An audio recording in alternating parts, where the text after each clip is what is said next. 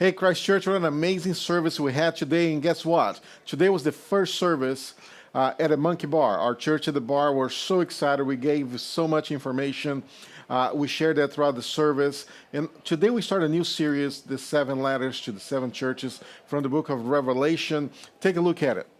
This was a church that was working hard. It was doing good things for the kingdom. And Jesus loves to see that from his people. He loves to see his people working hard for the kingdom. In fact, honestly, church, those of you that have been in the church, those of us that have been around the church for a long time, if we are the ones who refuse to roll up our sleeves and really get involved in God's work somewhere, I think somehow we've missed the point. That's not what we're called to. We're not called to just sit back, sit and take. Because it's amazing to me that how many Christians in our country, man, they want the box seats at church. You know what I mean? They come in and they come to church and they want to be entertained, but they don't want to do anything. They call themselves Christians because it should be a reminder to us too. They hadn't lost it. They didn't lose their first love. They left it. They left their first love.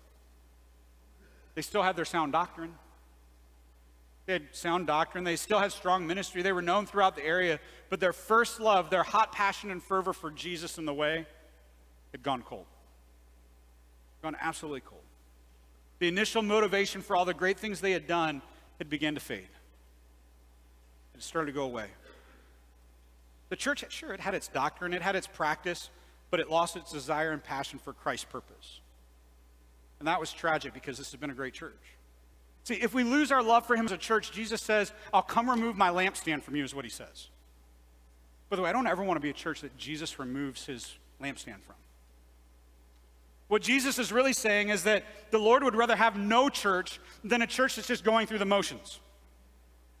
It's like, I'd rather have no church in Ephesus than a church that's just going to go through the motions, a church that's just going to show up and just show up.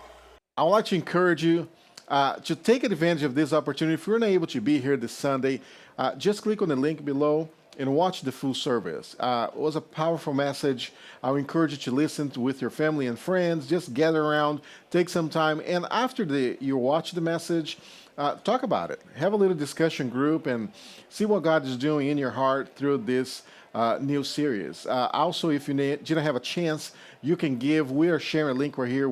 You can be generous. Man, we're making an impact globally and locally because of you.